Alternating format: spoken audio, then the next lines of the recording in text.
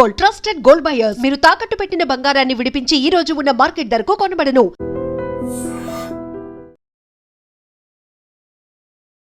నమస్తే, welcome to I dream. నేను వలి. Hero Raj Tarun Lavanya case మీ అందరికీ గుర్తుండే ఉంటుంది. లావణ్య ఇప్పుడు ఏం చేస్తుందో క్లియర్గా మొన్న ఒక ఆడియో కూడా బయటకు వచ్చింది. సంగారెడ్డిలో ఒక ఇంట్లో ఇద్దరు అబ్బాయిల్ని పెట్టుకొని గంజాయి కొడుతూ డ్రగ్స్ తీసుకుంటూ నానా హంగామా చేస్తుంది. ఆ కాలనీ వాసులందరినీ కూడా బెంబేలెత్తిస్తుందని చెప్పి ఒక ఆడియో క్లియర్గా విన్నాం. అంటే రాజ్ తరుణ్ ఇంట్లో నుంచి బయటకు వచ్చేసిన తర్వాత తన బుద్ధి మార్చుకోలేదు, తీరు మార్చుకోలేదు, ఇంకా మంచిగా ఉంటుందేమో అని చెప్పి చాలామంది అనుకుంటుంటే ఏమాత్రం మారకుండా ఇంకా నీచంగా ప్రవర్తిస్తోందంటూ ఆ ఆడియో క్లిప్ బట్టి అర్థమవుతుంది. సో ఈ విషయంతో పాటు మొన్న డ్రంక్ అండ్ డ్రైవ్ కేసులో దొరికి పచ్చిబూతులు మాట్లాడిన కేసు కూడా మీ అందరికి గుర్తుంటుంది, చాలామంది చూసే ఉంటారు. ఈ రెండు విషయాల గురించి మనం మాట్లాడదాం. ఆర్జే శేఖర్ భాషా గారు ఉన్నారు. భాషా గారు నమస్తే. నమస్తే. భాషా గారు, ఆడియో క్లిప్పులు, మొన్న డ్రంక్ అండ్ డ్రైవ్ కేసు, బూతులు తిట్టడాలు, అంటే తన తీరుని అసలు ఎందుకు మార్చుకోలేదు?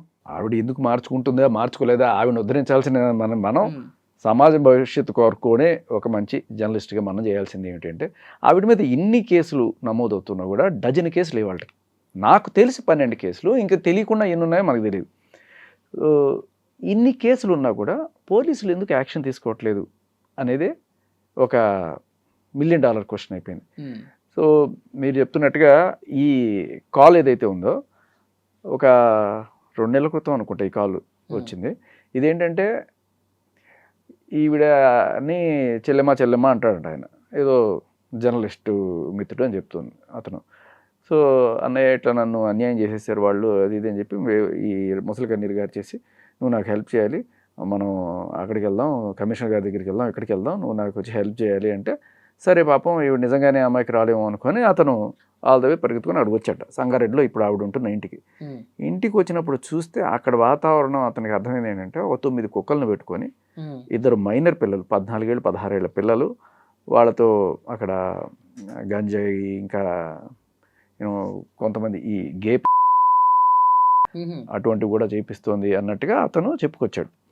సో ఇవి చూసిన తర్వాత సరే జనాలు అన్నది ఒకటి, ఇప్పుడు నేనేదో లేదనుకోవడానికి లేదు, నేను డైరెక్ట్గా చూస్తున్నాను కదా, అబ్బాయి ఇవంతా తప్పు ఆపే అని చెప్పాట. ఈ ఫస్ట్ ఇవన్నీ పక్కన పెడితే కనీసం ఆ మైనర్ పిల్లలను వదిలేసి వాళ్ళని నువ్వు ఎట్టగో చెడిపోయావు, వాళ్ళని ఎందుకు చెడుపుతావు అని చెప్పి పెద్ద వాగ్వాదం అయ్యి ఈవిడ ఆఖరికి ఇతన్ని కొట్టించడానికి రెడీ అయిపోయింది. రెడీ అయిపోతే ఆ రోజు రాత్రి ఆ అబ్బాయి అక్కడి నుంచి బయటకు వచ్చేసి ఇమ్మీడియట్గా అలర్ట్ చేశాడు. ఈ అబ్బాయి అక్కడ ఒక 6 రోజులు 7 రోజులు గడిపాడని చెప్తున్నాడు ఆ వాతావరణంలో.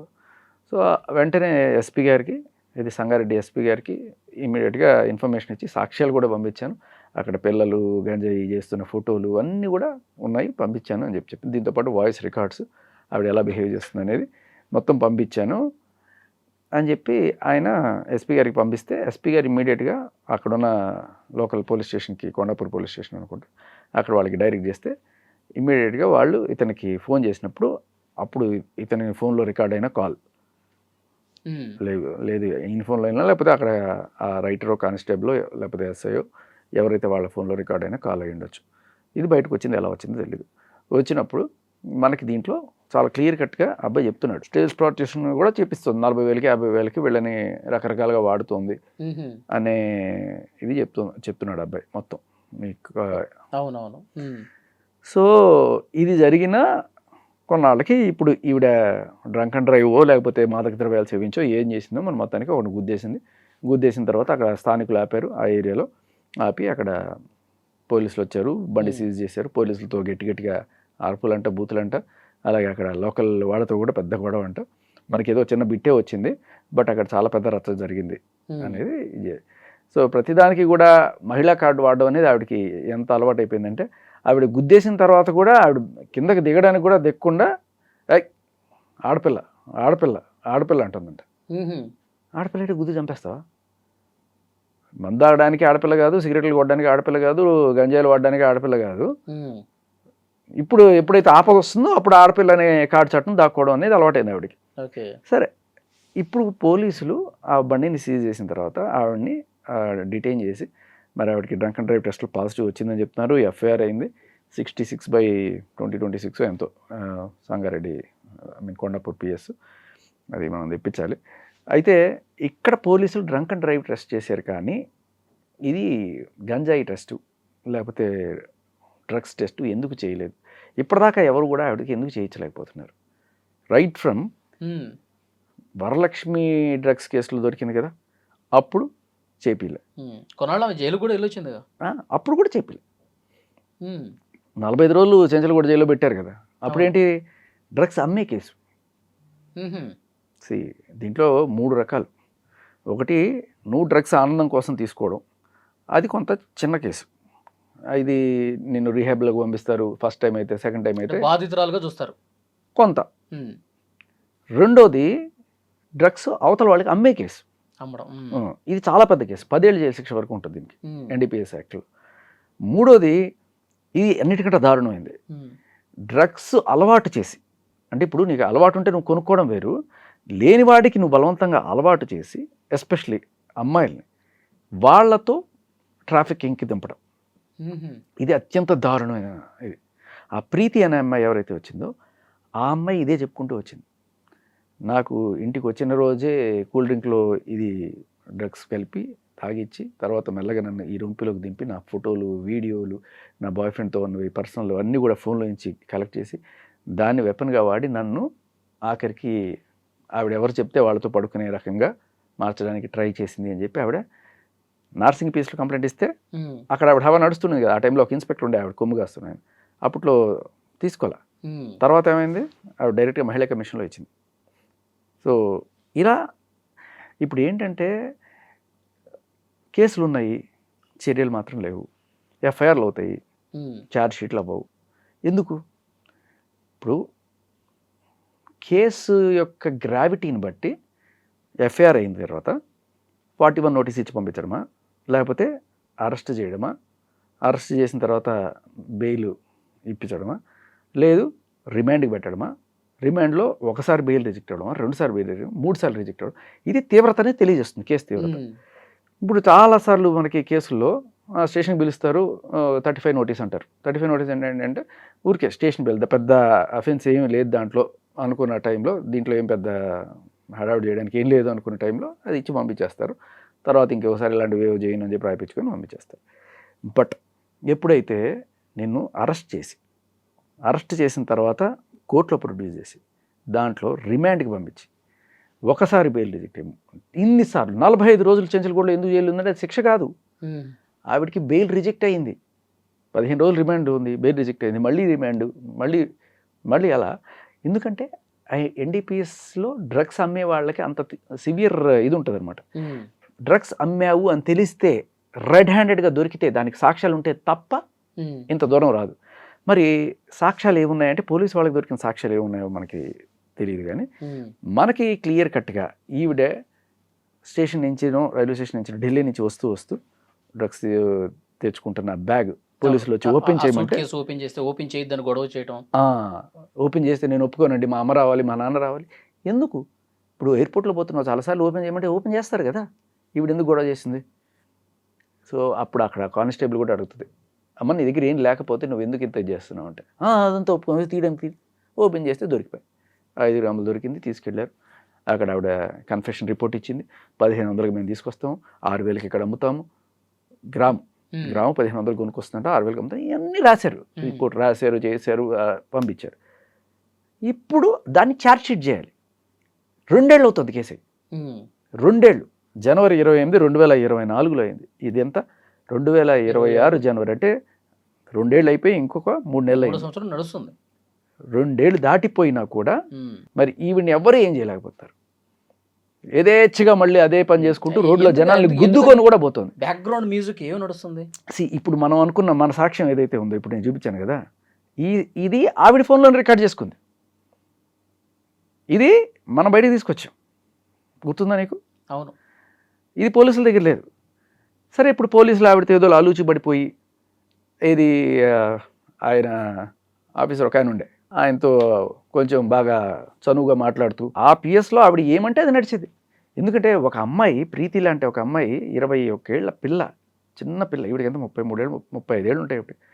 ఆవిడే ఇలాంటి అమ్మాయి ఇంటికి వెళ్తే నాకు బలవంతంగా డ్రగ్స్ అలవాటు చేసి ఇంత చేసిందండి, నేను రీహాబ్కి వెళ్ళి దాని నుంచి బయటపడడానికి ఒక నరకం చూశాను నేను, ఒక 6 నెలల సంవత్సరం రీహాబ్ కూడా చేసుకుని వచ్చింది అమ్మాయి, బయటపడింది. బయటకు వచ్చిన తర్వాత కూడా ఆ వీడియోలు అవన్నీ పెట్టుకొని నీ జీవితం నాశనం చేస్తా అంటే తట్టుకోలేక అమ్మాయి బయటకు వచ్చి కంప్లైంట్ చేస్తే కనీసం నార్సింగ్ పీస్లో అది ఎఫ్ఐఆర్ కూడా చేయించినటువంటి ఘనత మనవాళ్ళది. సో అంత ప్రభ నడిచింది ఆవిడకి అక్కడ. రాజస్థాన్ మీద కేసు పెట్టమంటే రాజస్థాన్ మీద కేసు, మస్తాన్ సాయి మీద కేసు పెట్టమంటే మస్తాన్ సాయి మీద కేసు, ఎలా కావాలంటే అలా వాడుకుంది అక్కడ పిఎస్. శేఖర్ భాష మీద కావాలంటే శేఖర్ భాష మీద. సో ఇక్కడ ఏమైంది అంటే అక్కడ వాళ్ళని వల్ల వేసుకోవడం వల్ల ఇదంతా జరిగిందా, లేదు వాళ్ళని అలా వల్ల వేసుకుంటున్నప్పుడు రికార్డ్ చేసుకున్న కాల్స్, వీడికన్నీ తెలుసు కదా రికార్డ్ చేసుకోవడం అలవాటు, దాంట్లోనే ఇవి దొరికింది యాక్చువల్గా. అలా రికార్డ్ చేసుకుంటున్నప్పుడు ఆ రికార్డ్ చేసుకుంటున్న కాల్స్ వాళ్ళకి పంపించి భయపెట్టడం, బెదిరించడం, ఇలాంటివి చేసి వాళ్ళతో పనులు చేయించుకుంటుందా, ఇది రెండవ రకమైన ఆస్పెక్ట్.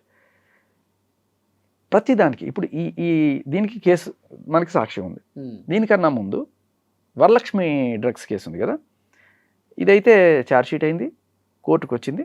మరి ఛార్జ్షీట్ ఎంత బలంగా నిలబడుతుంది ఈవిడ మీద అనేది చూడాలి. ఎందుకు అంటే మరి పోలీసుల దగ్గర మనం చూపించిన సాక్ష్యాలు ఉన్నాయా లేదా అనేది మనకు తెలియదు. పోలీసులు కోర్టుకి ఏం సబ్మిట్ చేశారనేది. బట్ నాకు ఎప్పుడైతే సాక్ష్యాలు వచ్చాయో నేను పోలీసులకి ఈ సాక్ష్యాలు సమర్పించడం జరిగింది. ఈ నార్సింగి కన్నా ముందు జరిగిన ఈ వరలక్ష్మి కేసు ఎప్పుడు తెలుసా, 2023 అక్టోబర్లో జరిగింది, సెప్టెంబర్ అక్టోబర్ టైంలో జరిగింది. ఇదేంటంటే వరలక్ష్మి టిఫిన్స్ ఏదైతే ఉందో డిఎల్ఎఫ్ దగ్గర, అక్కడ డ్రగ్స్ పార్టీలు చేసుకుంటూ చాలామంది డ్రగ్స్ సేవిస్తూ 44 గ్రాముల డ్రగ్స్ రెడ్ హ్యాండెడ్గా పట్టుకుని పోలీసులు అక్కడ ఎవరైతే ఉన్నారో వాళ్ళందరి మీద చేశారు. అప్పట్లో ఈవిడ మీద ఓన్లీ డ్రగ్ అబ్యూజర్ కేసు, అంటే డ్రగ్ ఆనందం కోసం తీసుకున్నారు అనే కోణంలో ఈవిడ ఆ 12 మంది లిస్టులో 10వ పేరు ఈవిడిది. అదే దీంట్లో ఈ మస్తాన్ సాయి, చింటూ వీళ్ళందరూ కూడా ఉన్నారు, అదే బ్యాచ్ మొత్తం ఉందన్నమాట దాంట్లో. అయితే దానికి తర్వాత ఆ కేసు నీరు గార్చడానికి రకరకాల సాక్ష్యాలు, లేకపోతే వీళ్ళు లేరు వాళ్ళు లేరు, ఆ టైంలో వీళ్ళు ఫిజికల్గా లేరు, ఇలాంటివి ఏవో రకరకాలుగా చెప్పి చేసి ఉండొచ్చు కాక. కానీ ఇప్పుడు కొన్ని సాక్ష్యాలు ప్రతి కేసుకి మనం మీడియా పరంగా సాక్ష్యాలు చూపిస్తాం. ఇది వరలక్ష్మి కేసుకు సంబంధించిన చాలా కీలకమైన సాక్ష్యం. ఇది ఎఫ్ఐఆర్ అయిపోయింది, ఛార్జ్షీట్ అయిపోయింది, కోర్టులో ఇప్పుడు ఆరోపణలు జరుగుతున్నాయి, 1వ 2వ అయినాయి మన ఎల్బీ నగర్ దగ్గర కోర్టులో. సో పోలీసులకి నేను ఈ సాక్ష్యాలు పంపించాను. ఇది వీరబాబు గారిని మోకిల సిఏ గారు దీన్ని బస్ చేశారు, ఆయనే వీళ్ళని పట్టుకున్నారు, చాలామందిని ఎఫ్ఐఆర్ చేసింది ఆయనే. సో ఆయనకి నేను ఇవన్నీ కూడా పెన్ డ్రైవ్లో వేసి సబ్మిట్ చేసి ఇచ్చా, సార్ ఇది పరిస్థితి అని చెప్పి. మరి ఇవి అక్కడికి వెళ్ళాయా. ఇది కేసు నెంబర్ 1, ఇవి drugs case number 1. Case number 2 ఇందాక మనం మాట్లాడుకున్నాం నార్సింగ్ కేసులో, దానికి కూడా సాక్ష్యాలు ఉన్నాయి. ఈ సాక్ష్యాలు పోలీసులు నిజంగానే చూపిస్తున్నారా, లేదు చూపించకుండా దాచిపెట్టి ఈవిని కాపాడుతున్నారు. ఎందుకంటే 2 ఏళ్ళు 2.5 ఏళ్ళు అయినా కూడా, ఇదైతే 3 ఏళ్ళు, వరలక్ష్మి కేసుకి 3 ఏళ్ళు అయినా కూడా ఎంత చక్కగా ఆ కేసు అయిన తర్వాత ఇంకో కేసు, ఇంకో కేసు అయిన తర్వాత ఇంకో కేసు, ఇప్పుడు ఈ డ్రంక్ అండ్ డ్రైవ్ కేసు దీంట్లో మరి టెస్ట్ చేస్తే ఖచ్చితంగా పాజిటివ్ వచ్చింది. But so Sangareddy case, Sangareddy ఇంట్లో పెట్టుకుని ఇది తర్వాత ఇదొకటే కాదు, ఇంకా మన చుట్టుపక్కల ఇప్పుడు పంజగుట్టలో కూడా ఈవిడ ఒక డీలర్ ఉన్నాడు, ఎక్కడో మోయినాబాద్లో ఏదో పొలిటీషియన్ పట్టుకున్నారు. ఇది గత 3 ఏళ్ళ నుంచి నడుస్తూనే ఉంది కదా ఒక సాగలాగా. వరలక్ష్మి టిఫిన్స్ ఎక్కడిది, మన గచ్చిబౌలి దగ్గర, పంజగుట్టలో, ఇంకొకటి వైజాగ్లో అయితే డైరెక్ట్గా ఈవిడ పెడలింగే చేస్తూ ఉంటుంది. ఏంటి నీకు కావాలా, ఇగో ఒకటి పంపిస్తున్నాను చూడు, వాడు వస్తాడు, ఈవిడ ఏజెంట్, వాడు వచ్చి ఇదిగో నువ్వు కార్ దగ్గర అక్కడే ఉండు, దెక్కకుండా అక్కడే ఉండు, ఇటు పక్క నుంచి వస్తాడు, వాడు ప్యాకెట్ వేసి రాస్తాడు, నువ్వు డబుల్ ప్యాకెట్ ఇట్లా వేయాలి. ఇన్ని ఆడియో కాల్స్ ఇన్ని ప్రొడ్యూస్ చేసిన తర్వాత కూడా మీడియాలో నేను పోలీసులకే ఇచ్చా, ఫస్ట్ వాళ్ళకే పంపించా. ఏ రకమైన నాకు కనీసం లుక్ ఇంటూ ఇట్ కానీ ఏమీ లేదు. నార్సింగ్ పిఎస్లో అయితే అసలు ఏ రకమైన ఉండదు. సార్ చూడండి సార్ నాకు వచ్చాయి అని చెప్పి ఒక 6 నెలలు అవుతుందేమో పంపించి, ఏమీ ఉండదు. అంటే ఏం జరుగుతున్నట్టు, అంటే పోలీసులు అమ్మాయి కాబట్టి లైట్ తీసుకున్నారా, లేకపోతే పోలీసులు మేనేజ్ చేస్తూ ఉన్నారా? వాళ్ళకి సంబంధించినవేవో గుట్టుమట్లు ఇవి పెట్టుకొని వాళ్ళని బ్లాక్మెయిల్ చేస్తూ బతుకుతుంది అన్నట్టుగా అర్థమవుతుంది. ఎందుకంటే ఇంతకుముందు ఒక ఆఫీసర్ ట్రాన్స్ఫర్ అయిపోయారు కదా, ఆయనకి సంబంధించిన కొన్ని ఇవి. అలాగే మరి మోకిలా కేసు కూడా ముందుకు ఎందుకు వెళ్ళట్లేదు అంటే కోర్టులో ఉంది, బట్ తర్వాత ఏమైంది? ఇప్పుడు 2 సంవత్సరాలు అయింది అదే కేసు కదా. 3 ఏళ్ళు దానికి, 3 ఏళ్ళు, దీనికి 2 ఏళ్ళు. దీనికి తోడు ఇప్పటిదాకా నాకు తెలిసి 4-5 బ్లాక్ మెయిలింగ్ అండ్ ఎక్స్టార్షన్ కేసులు. ప్రీతి తెలుసు కదా, ప్రీతి వచ్చి మహిళా కమిషన్లో పెట్టిన కేసు. ఇట్లా నన్ను బలవంతంగా నాకు డ్రగ్స్ అలవాటు చేసి నన్ను ఈ వ్యభిచారం లోపలికి దింపాలని చూస్తానని చెప్పి ఆవిడ పెట్టిన కేసు. అలాగే స్వాతి అనే ఒక అమ్మాయి, ఆ అమ్మాయి మీద కూడా ఇలాగే ఆ అమ్మాయి వీడియోలు అవన్నీ తీసుకొని ఆ అమ్మాయి బాయ్ ఫ్రెండ్తో ఉన్న వీడియోలు వాటినన్నింటిని కూడా బయటపడతానని చెప్పి అది పెద్ద ఇదైంది. ఆ అమ్మాయి ఇదే నర్సింగ్ పీస్లో మళ్ళీ కంప్లైంట్ ఇచ్చింది. ఫస్ట్ ఈవిడ మీద నమోదైన కేసు బ్లాక్మెయిల్ కేసు. తర్వాత గుంటూరులో ఒక కేసు, ఒక అమ్మాయి సునైనా ఒక అమ్మాయి, ఆ అమ్మాయి వచ్చి ఇట్లాగే ఈవిడ బ్లాక్మెయిల్ చేస్తుంది, ఆవిడ ఫోటోలు ఇవన్నీ కూడా పెట్టుకొని అని చెప్పి ఆవిడ మీద కేసు. ఇలా ఒకళ్ళుగా ఇద్దరు కదా. తర్వాత రీసెంట్గా 2025 ఎండింగ్లో, అంటే ఇది మారట్లా మనిషి, అంటే జరుగుతూనే ఉన్నాయి. 2025 ఎండింగ్లో కూడా ఆయన పేరు ఏదో ఉంది, పోలీస్ ఆఫీసర్స్తో కొన్ని కాన్వర్జేషన్స్ ఉన్నాయి. ఏంటి, అక్కడ గోవాలో ఇవి దొరుకుతాయి సార్, ఇవి బాగుంటాయి సార్, ఇది బాగుంటుంది సార్, మీకు ఇవి తీసుకురామంటారా, అది తీసుకురామంటారా? ఏం జరుగుతుంది? ఇళ్ల మీదకి వెళ్ళి దాడి చేసిన కేసులు, 3 డ్రగ్ కేసులు, 4 బ్లాక్మెయిల్ కేసులు, 3 పూలు 6 కాయల్లాగా. మొత్తం ఎన్ని ఉన్నాయండి అవి? నాకు తెలిసి 12 నేను కలెక్ట్ చేసినవి. దీనికి తోడు ఇవి పెట్టే తప్పుడు కేసులు. మళ్ళీ రాజస్థాన్ మీద కేసు పెట్టి మళ్ళీ తర్వాత సారీ రాజ్, సారీ రా, మస్తాన్ సాయి నా ఫ్రెండు, నా దోస్తు అని చెప్పి అతని మీద అత్యాచారం కేసు, అతని మీద అతను ప్రియుడు 6 నెలల క్రితం అని చెప్పి ఇదే మళ్ళీ నర్సింగ్ కేసులోనే 6 నెలలు.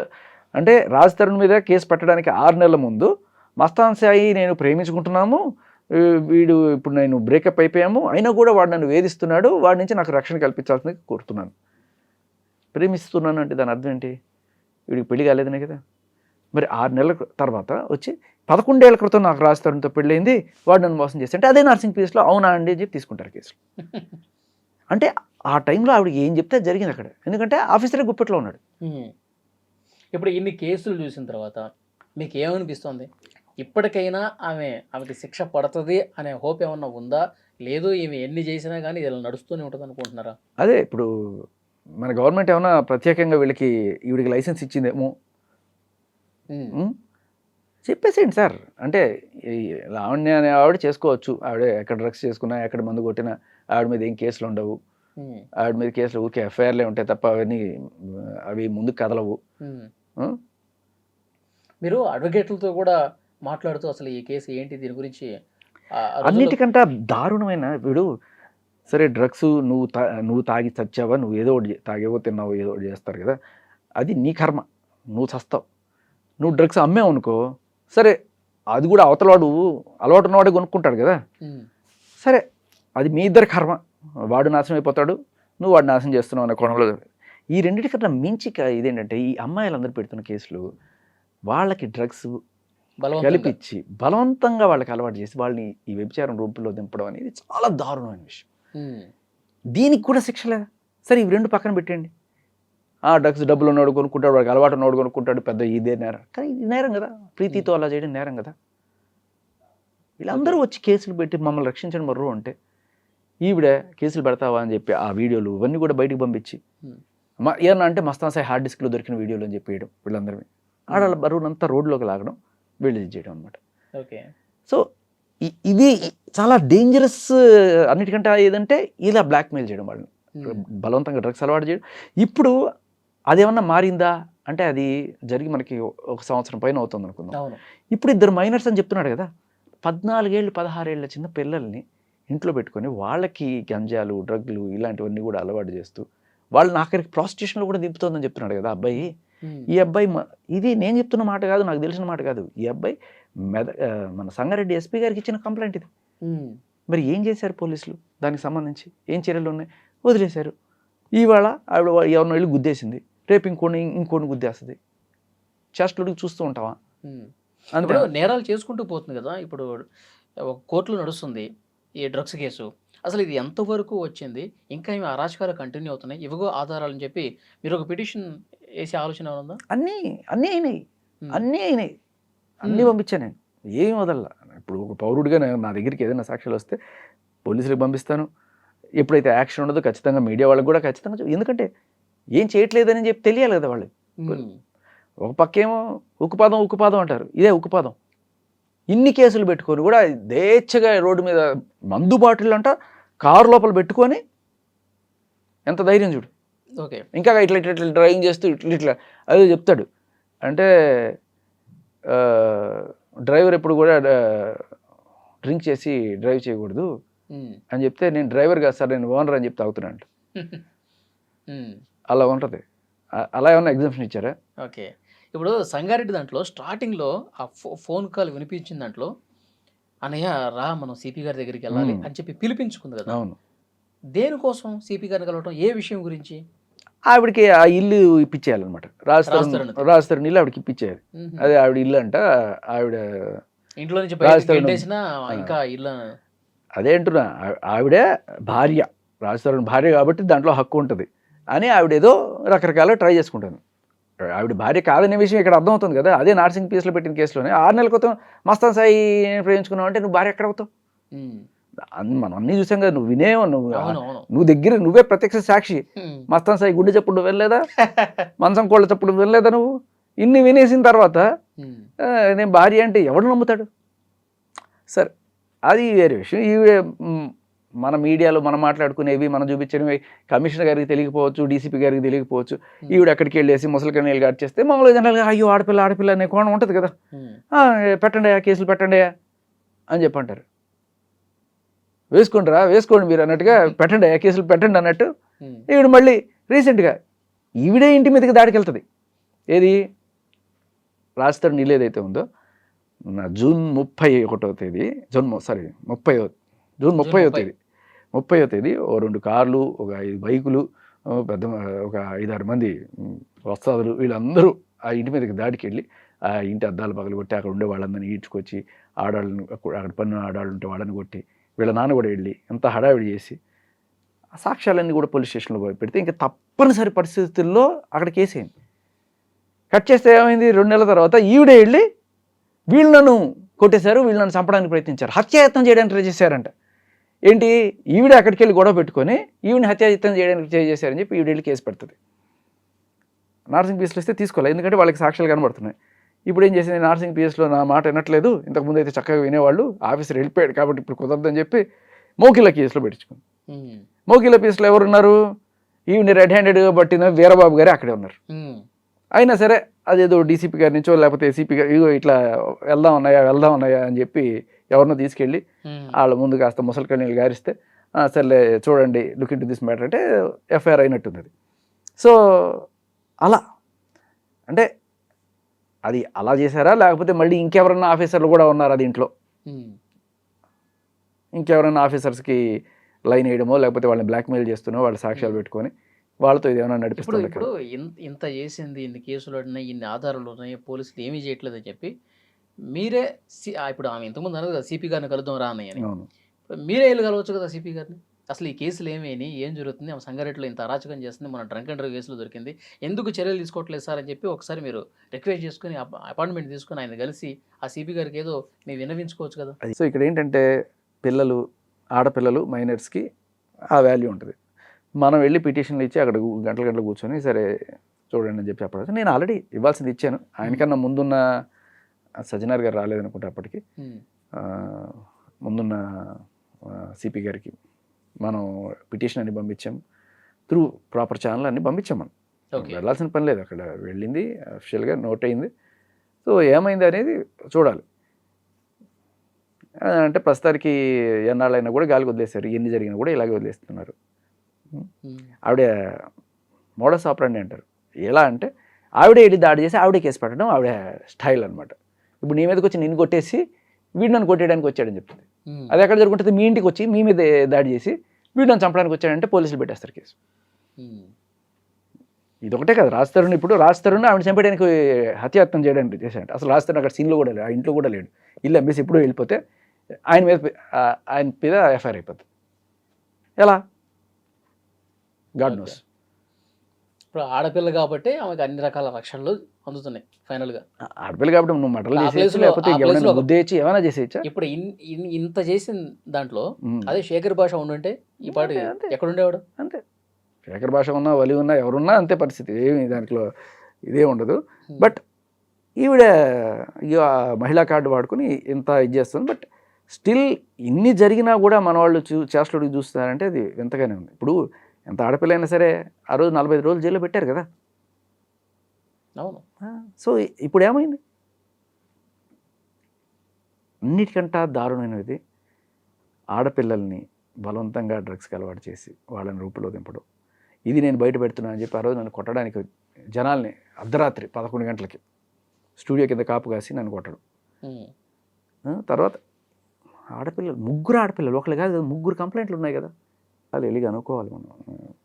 అయితే ఈ కేసు గురించి మీకు ఇంకొక ఇంట్రెస్టింగ్ విషయం చూపిస్తా.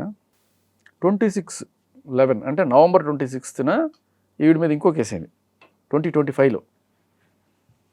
ఈయన పేరు పురుషోత్తం రెడ్డి అట. ఆయన ఇదే బెదిరింపులు, బ్లాక్మెయిల్, అదొక కేసు దీనికి సంబంధించి. తర్వాత మళ్ళీ 23లో ఉన్న కేసులు, 24లో ఉన్న కేసులు, 25లో ఉన్న కేసులు, 26లో లేదే అనుకోకుండా ఖాతా ఓపెన్ చేశారనమాట మొన్న. ఆవిడ గుద్దేసిన కార్ ఏదైతే ఉందో అది జీప్ బ్రాండ్. ఇది 2025 మేలో రాజ్ తరుణ్ ఇచ్చిన కంప్లైంట్ వెస్ట్ జోన్ డీసీపీ గారికి. వాళ్ళు ఇచ్చిన రిసిప్ట్ ఇది.